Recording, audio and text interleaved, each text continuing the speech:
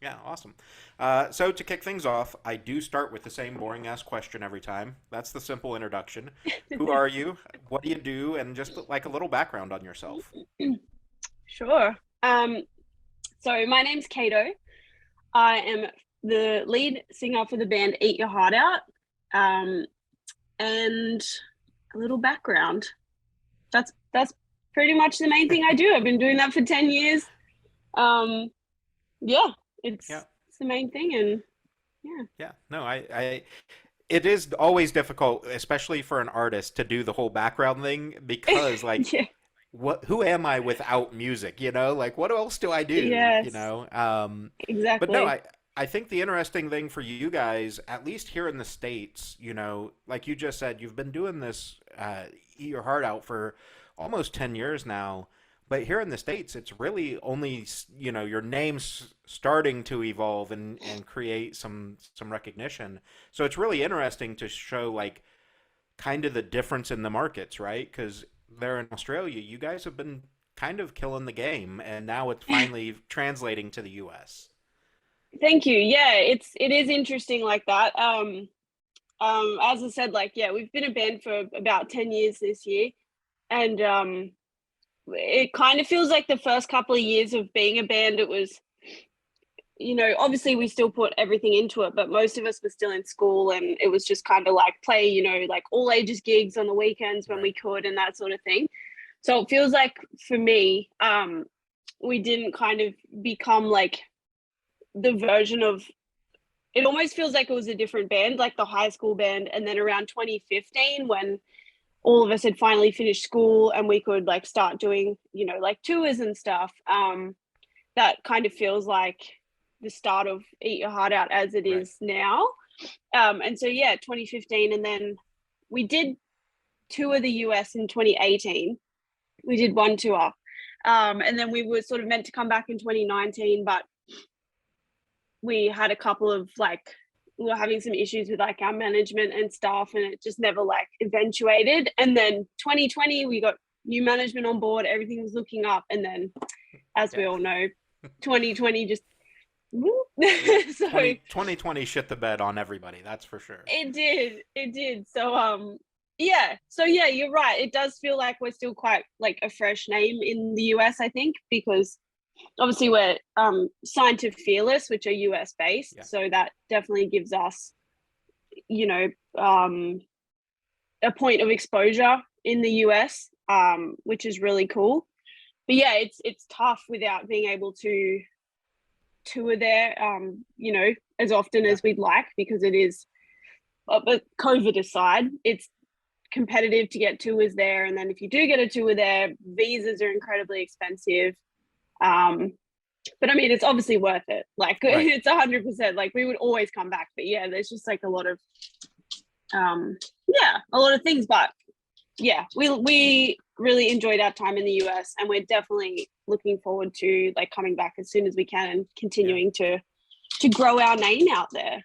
Yeah, for Sorry, sure. I don't know if you can hear any of that racket in the It's background. all My good. cat was just like climbing the screen door in front of me. All good, yeah.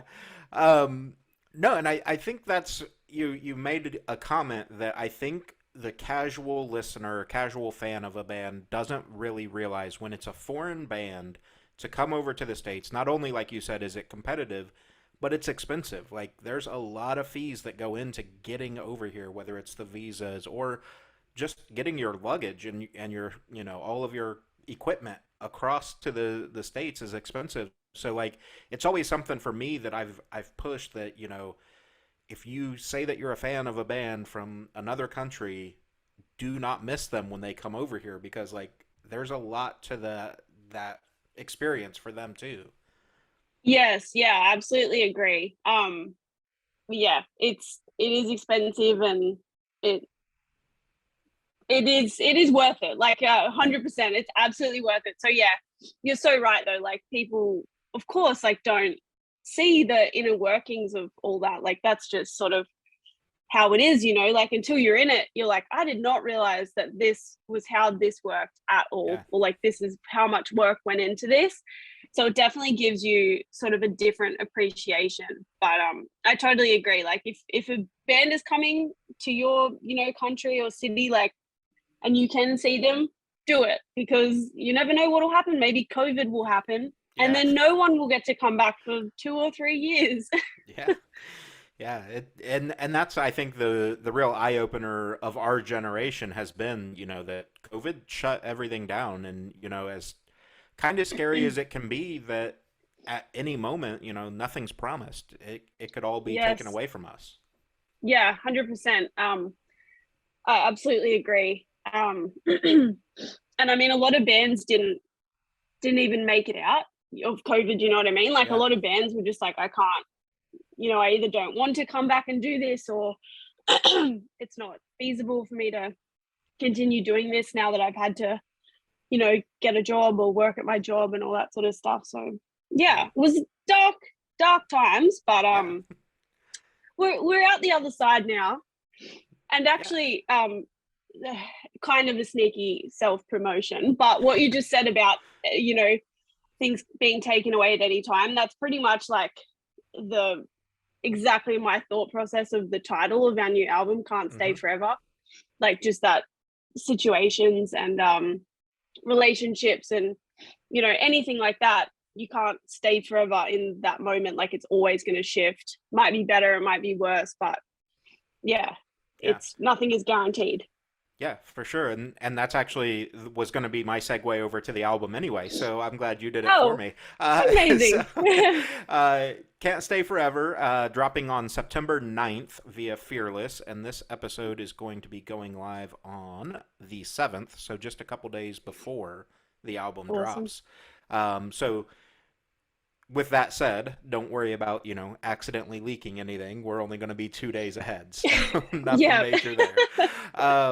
But I do want to talk about, you guys have dropped some singles off this album already, and listening to your back catalog into this, like, there's a very clear evolution of your sound. I don't think it's like a intentional, like, oh, we're going to change directions. It's like you guys have just grown up and figured out a new branch to your sound, right? Yeah, I would agree with that. We definitely didn't set out making this record, like thinking we're going to make a record that sounds a certain way and like change it all up and do all this different stuff. Like we did just want to do Eat Your Heart Out. Like it still feels like I don't necessarily think we're one of those bands that's like, that's the Eat Your Heart Out sound. Like I don't feel like Right. we've necessarily already like nailed down our sound, which isn't a good or a bad thing, I don't think, because I think some bands that have a very distinctive sound, it's easy to get pigeonholed, but also you Hmm. want to be distinctive enough that you don't just get, lost in the sea of everybody else. But yeah, so it's not like the point to that is I don't think we had a distinctive sound already established that then we were like, we're going to go do something totally different. Like Right. I think we're still finding our sound. And I feel like this record is kind of the closest we've got to like what I would imagine is like the Eat Your Heart Out sound. Yeah. So yeah, I think it is just an evolution of what we've done before. It's the same enough, but it's also, I think, shows some growth and evolution, like enough Yeah. hopefully to keep people interested. Yeah, for sure. I definitely think so. I've gotten to sneak peek it. So big fan of that. But I think, the interesting thing for me is, you say, whether it's you being humble or how you truly feel, that you haven't found that distinct sound. And I think, honestly, like, not trying to blow smoke up your ass or anything, that your vocals are what is your distinct sound. Like, you have this powerhouse voice that the second you hear it, no matter which song it is from your catalog, like, you can go, okay, that's Eat Your Heart Out. Like, I know those vocals. Yeah, thank you. I suppose that is true. Like I guess with most, a voice is so distinctive that yeah, I guess a lot of the time that is true. You can kind of hear vocals and what you're listening to.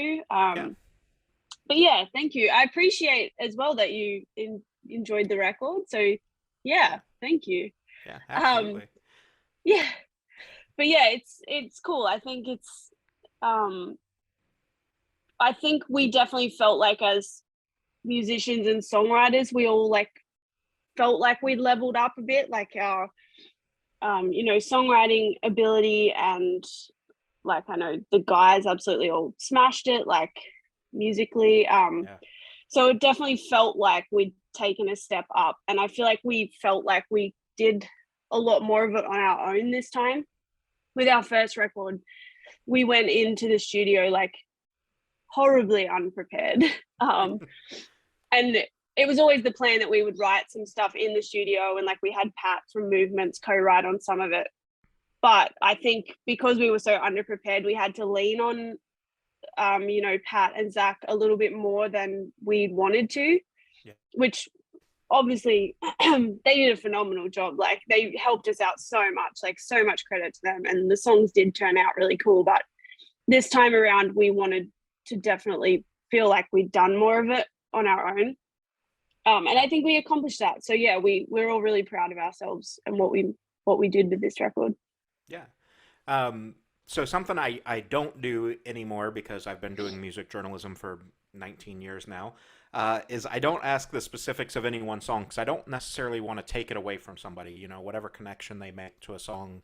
But let's talk a little bit about kind of the writing process of this for you. We touched on it already with the name Can't Stay Forever being kind of this realization that at any moment things can go away. For you, like writing lyrics and helping the guys put together the music and stuff, like what goes into that from a mentality standpoint, especially with topics like you have on this album? Yeah, I mean, it's it's kind of weird. I was thinking about this the other day. I almost feel like when we're in a songwriting state, it's almost like being in like a bit of a trance or something. Like it's Yeah. kind of weird. It's like when I think back on it, I'm like, how did I write that? It's like it just kind of comes out, and then afterwards you're like, I don't actually really remember like, doing that. It's really weird. I was just thinking about it the other day.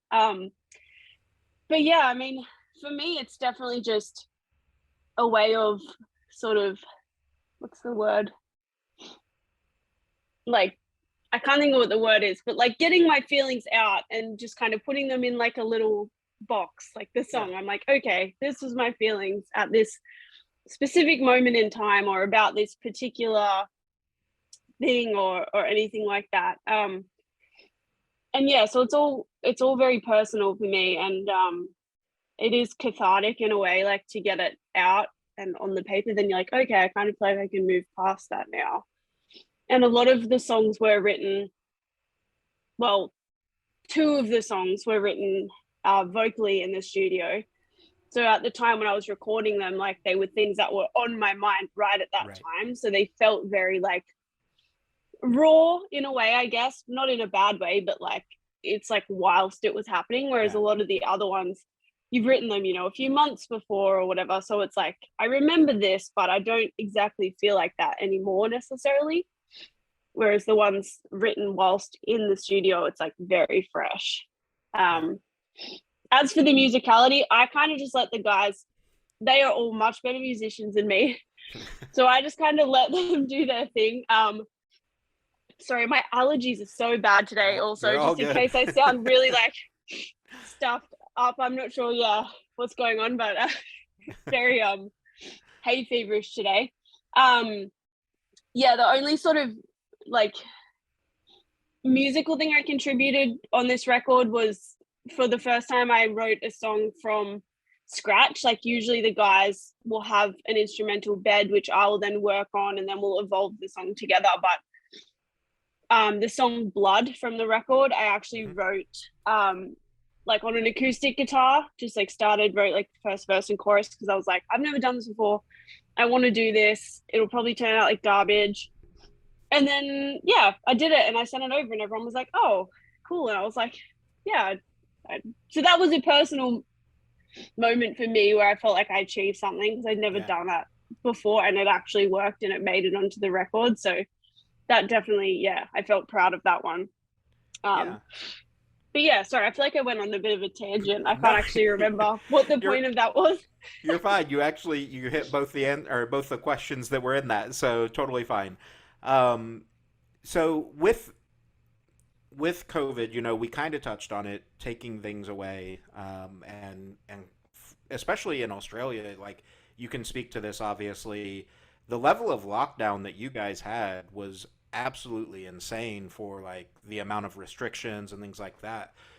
What did that do mentally to you as a musician, but then also as a songwriter?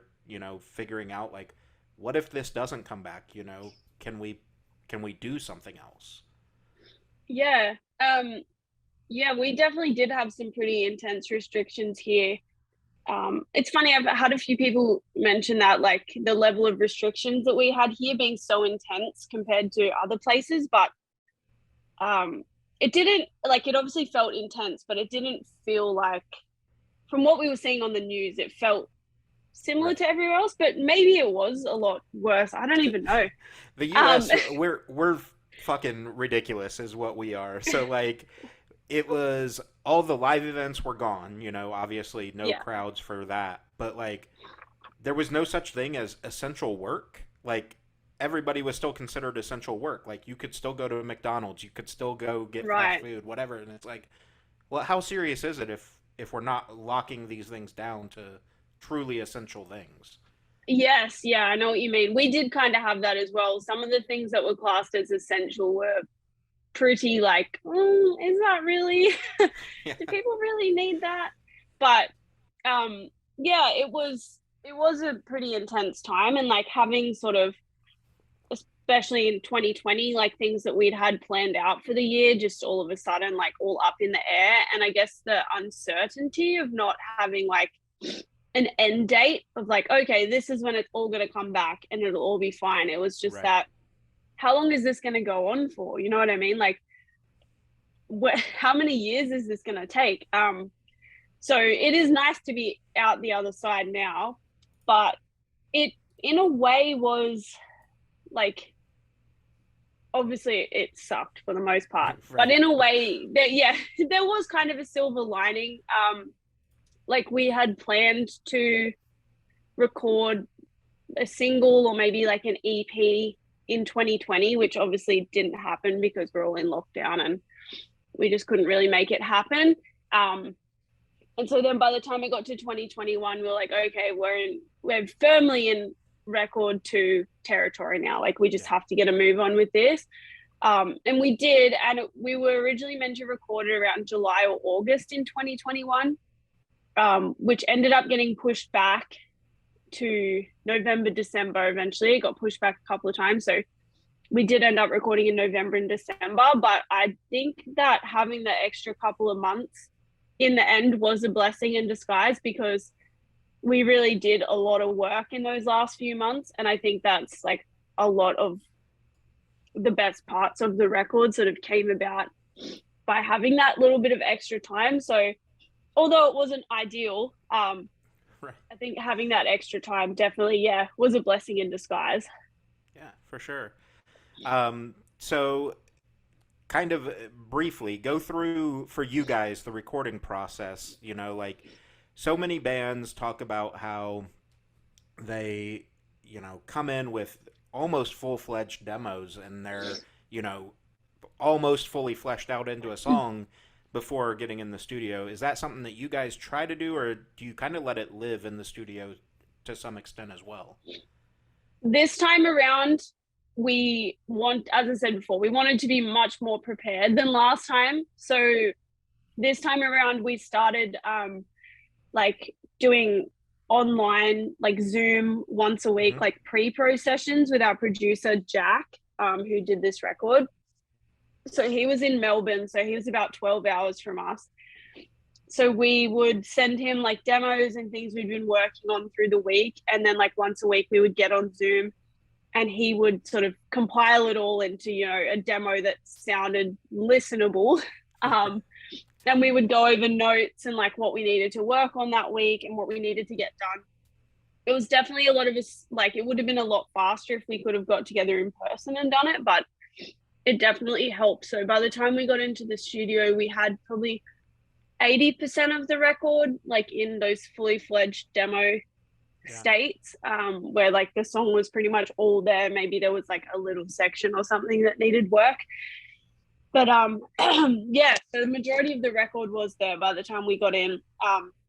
A couple of songs were written in the studio, as I said before. So Sour, we had an instrumental that we wanted to, like, I wanted to write something to it because I really liked the vibe of it, but I just couldn't seem to nail anything down that worked. And so one night, Jack and the guys kind of reworked the chords of the song.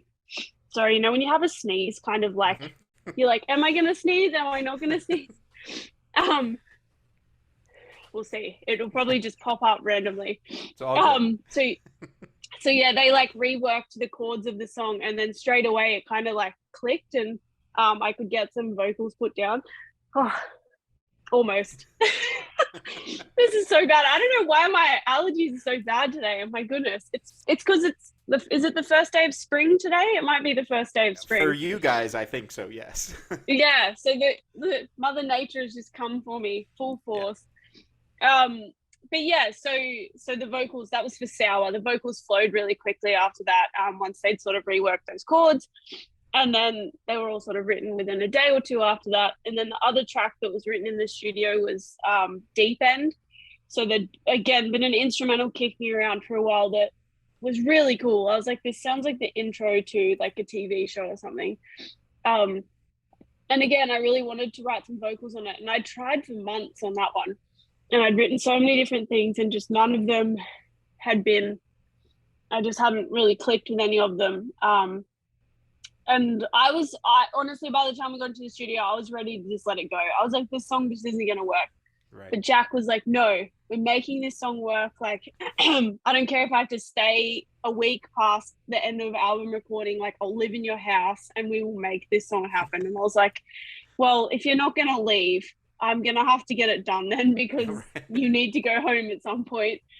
So then, yeah, that pressure on, like, he put the pressure on me, and I think it was within the last 2 days of our recording time, like it just came together and we got it done and recorded. So yeah, it was cool, as I said before, like to have sort of that mix of stuff that we'd written in the few months, even like a year before, and then also having stuff that was really fresh and like relevant right at that very moment. So yeah. So one of my favorite questions, and this will kind of start to segue us over towards the end since we're doing a shorter episode with you. But one of my favorite questions when somebody has a new album coming out, I've been told it's one of the more difficult questions. It's a two-parter. So what song do you think people are going to gravitate to? And what song do you want them to gravitate to? Oh, that is a good question, because it's not always the same. No. Also, just on your point before, I actually don't have anything straight after this, so we can run a little longer if awesome. If we need to. The song that I think people gravitate to, I mean, I guess you choose your singles in the hopes that people gravitate towards them, but it's not always the case. I think that it's a tough one, because I just keep thinking of what I want them to gravitate to.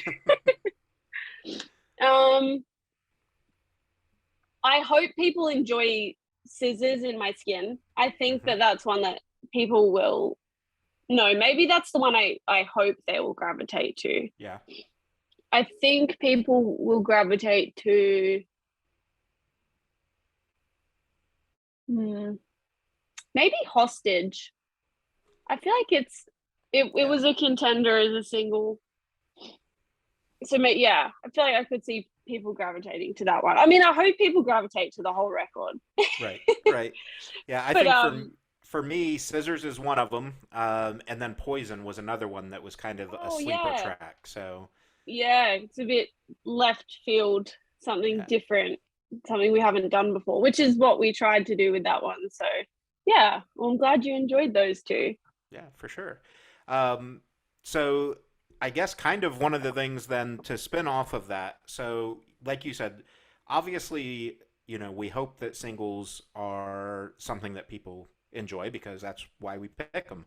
But for you, like creating an album worth of work, obviously it's not a full true concept album where you're telling a story front to back necessarily. But for you guys, how important is it to have fans listen front to back at least once or twice to kind of get the overarching message of the album?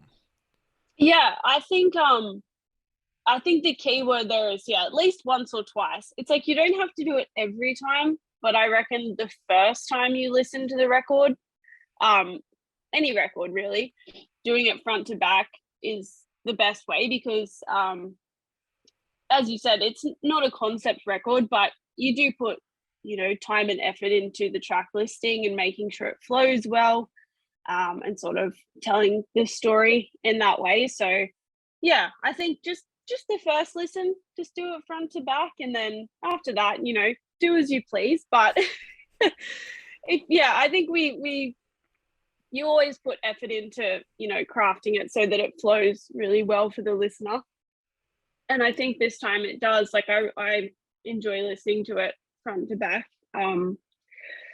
So yeah, I think just the first listen, front to back, and then after that, pick your favorites, Yeah. do whatever you like, playlist it, whatever. Right. Yeah, and I mean that's how I am. It's for me, part of it's the music journalism side of me, but also just the music fan. Like for me, it's 2 to 3 times I listen to it front to back.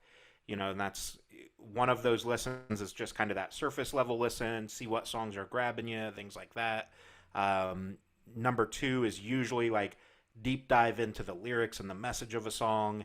And then number three is like to truly like let yourself get fully engrossed in those songs, like really let it live in your head. But Yes. I think it's important because, like you said, obviously thought goes into all of that. But also like you guys kind of probably semi unintentionally, there's what feels like some callbacks to old songs on some of these where like you hit a hook or whatever and you're like, oh shit, that's kind of, I kind of remember that from this over here. And if you're not paying attention to the album, you won't always get that. Yeah, that's really interesting. I feel like you're probably right. There probably are sort of callbacks just because, um, I guess it's that like everyone's sort of having their distinctive writing style, whether that's like vocally or instrumentally. So it is like sometimes you do hear a moment and you're like, oh yeah, that's like, very eat your heart out or whatever. So Yeah. it does kind of sound like something previous. But yeah, I think if you're not, I do it as well. Like I'm totally guilty. I'll be like, yeah, I've been waiting for this new album, and I'll put it on, and then for the first listen, and yeah, either just be very surface level or kind of listen to the first couple of songs, and then you like get distracted. So Right. I think yeah, it definitely can take a couple of listens to get to that fully like engrossed engrossed phase. So yeah, I think you're right on that one. Um yeah. So Yeah. I guess in that case, yeah, take a few listens, listen a couple of times, Google the lyrics or whatever.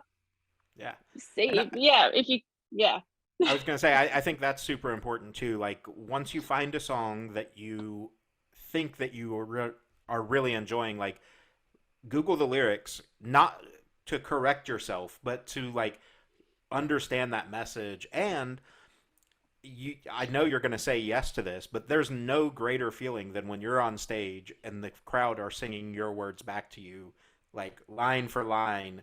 So, know the words so that when you get to a show, you're ready.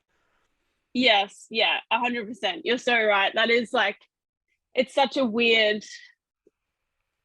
feeling, but like in the best way, like going somewhere, especially somewhere you've never been before and people know the words to your song. It's like, why is this my life? But Right. yeah, I do love that, like listening to, even sometimes I'll do it with songs I've been listening to for years and I'll be like, what are they saying in that part? And I Google it and it's something that you like never would have expected or something totally different. And you're like, oh, okay. And it kind of like changes the whole meaning of it. Like, Yeah. so yeah, I think looking up the lyrics is important. And I kind of wish, as much as I love streaming services, I kind of miss the days of, when you would get like a CD and the Mm-hmm. first thing you would do is like read the booklet and like Yep. read all the lyrics. It was like the most exciting part because you'd be like, oh my God, what's going to be in the booklet? Yeah. Yeah, there was always like little like fun photos from the studio, all sorts of stuff. And I mean, obviously you have Instagram and stuff like that now, but like you lose out on some of that tangible stuff from when CDs were the big thing. Um, Yeah. and it's the nature of the beast, I guess. Unfortunately, in my case, being 37 years old, like I remember buying cassette tapes. If we're gonna really age me here, so um, but yeah, so for you guys, as we come up, the album's going to drop in 2 days after this goes live. What does 2022 kind of look like for you guys? What can you tell us without getting in trouble as far as tours, music videos, things like that? Yeah. Well, there's not much of 2022 left, but we've got a couple of tour dates that we'll be announcing pretty soon for Australia, to support the album. And then hoping to get back to somewhere overseas to the end of the year. It might not happen, depends on, just how Yeah. the cards fall, but hoping, to get back overseas the end of this year, and then going into 2023, hopefully traveling to a lot of places we've been before and new places. As for music videos, we've put 3 out for the record now. There might be one more, just depends on sort of which direction we decide to go with that. But definitely hoping we can sort of get a lot, like keep a lot of new content coming out, like acoustic versions of the songs and that sort of stuff, and just like, all that kind of thing. But really at the end of the day for us, like our favorite thing is playing live. So Right. hopefully, getting just getting to play as many shows as possible and play all the new songs. We've only sort of played a handful of shows since the album started rolling out, but the new songs so far that we have played feel really good to play live, and they seem to translate really well, which is always, the goal. Right. So hopefully just getting to play them for as many people and as many places as possible. Yeah. So we'll ask this way: for 2023, let's say it's a perfect world, what would be the tour lineup that you want to go out with? Ooh, I would say Alexis on Fire is the top of my bucket list. Yeah. Like that's number one, top of the list. So on this hypothetical tour, Alexis on Fire headlining.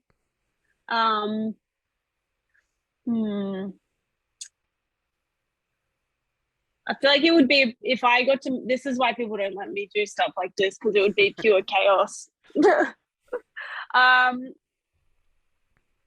to also add to this hypothetical tour list Spirit Box.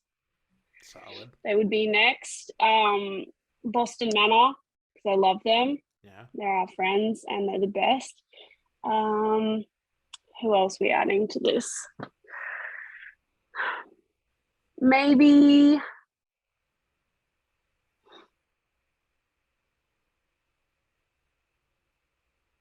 actually, you know what? We're going back to the top. It's an Alexis on Fire and Paramore co-headline. Ooh, there you go. Yeah. And then and then Spirit Box, Boston Manor, and then us right at the bottom. We'll play for like 5 minutes and then just watch the rest of the bands. Yeah, that honestly, that's been kind of the way the answers have been going. Anytime I ask that now, is like so many artists are like, you know what? If I get to design the tour, I just want to play like 2 songs to get the crowd like through the doors, and then I'm just gonna stand off on side stage and watch everything.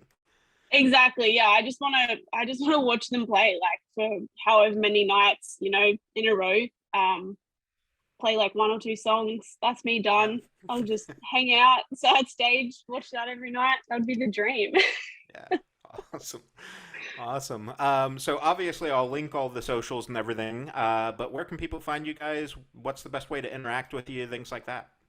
Yeah. So we're on all the all the main social medias: Instagram, Facebook, Twitter, TikTok, YouTube. It's all EYHO Band.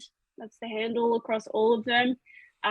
We try to stay pretty active across all the platforms and, interact with anybody that takes the time out of their day to engage with us. But I would say just like probably Instagram is the most active currently, Yeah. so the best place to engage. But yeah, definitely don't be shy. Feel free to DM us, leave a comment.